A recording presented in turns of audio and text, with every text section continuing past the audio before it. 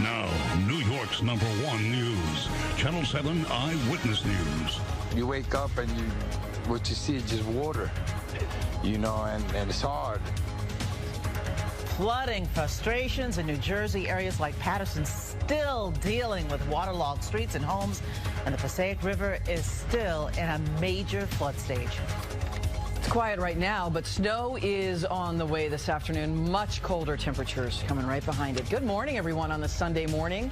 I'm Michelle Charlesworth. And I'm Toni Yates, meteorologist. Danny Beckstrom here now with our first look at the AccuWeather forecast. Good morning, Dan. Good morning, Michelle and Toni. It seems like once we get through one thing, the next one's already coming. That's the case today. We're starting out quiet, clear, and quite cold. We are running 15 to 20 degrees colder than yesterday. But by lunchtime, some snow on radar. We expect a cold front to move with it a line of snow with gusty wind, which means snow squall possible later this afternoon. It's in and out quick enough it doesn't really accumulate on the grounds, but you'll notice it if you're out and about as that line pushes through. Right now, 33 degrees, a light breeze at 7 miles per hour. Temperatures running, as I mentioned, quite a bit colder than this time yesterday. Most of the tri-state still in the 30s, so not too bad. But then you factor in the wind, and we feel like 20s pretty much across the board. Feels like 27 in Central Park, 24 for Morristown, feeling like 22 this morning in Islip. So it is cold. We're starting with a clear sky. As we zoom out on radar, off to our west, you can kind of see where the front is. That's going to push through today and bring this thin line of snow. It does look to be snow for most, maybe a few raindrops in the mix ahead of this line. Again, it's in and out so quickly it doesn't necessarily accumulate on the roadways. But this line, it could produce heavy enough showers with the gusty enough wind to limit visibility for a short time. So keep that in mind. If you're out and about running errands for your Sunday afternoon, you might get caught in that, and it'll make conditions pretty tough to drive in, just given the drop in visibility in and out very quickly. So that's what we're watching through about lunchtime. It shows up to our westernmost points around midday, around noon, and then it exits east after about 3 o'clock. But the blustery wind will stick around for most of the day, and you see our temperatures, they remain cold. We're looking at highs close to 40 degrees today. So it is noticeably colder. It is a bit on the blustery side with that quick snow squall expected this afternoon.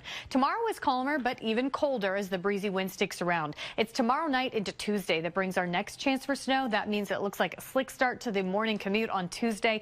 Accumulating snowfall, maybe an inch up to 2 or 3 across the tri-state area. So I'll have the numbers on that coming up in just a bit. Michelle? I know you'll be watching it. All right. Thank you so much. On this Sunday morning, yet another day of flood-filled streets in parts of New Jersey and places like Paterson.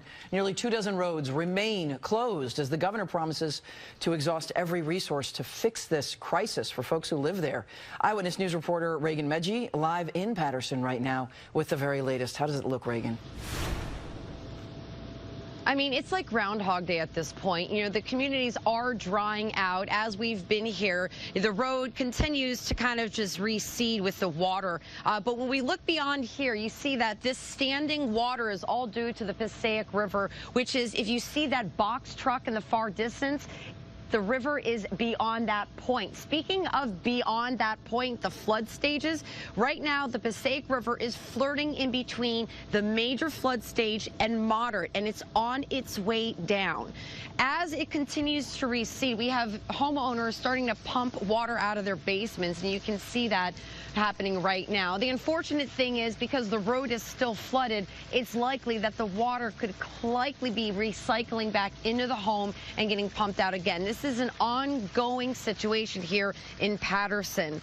And of course, as you said, there are roads that are closed here in this city as well. Now, the standing water remains throughout neighborhoods in the Paterson area, all due to the Passaic River. It overspilled its banks last week after another round of rain.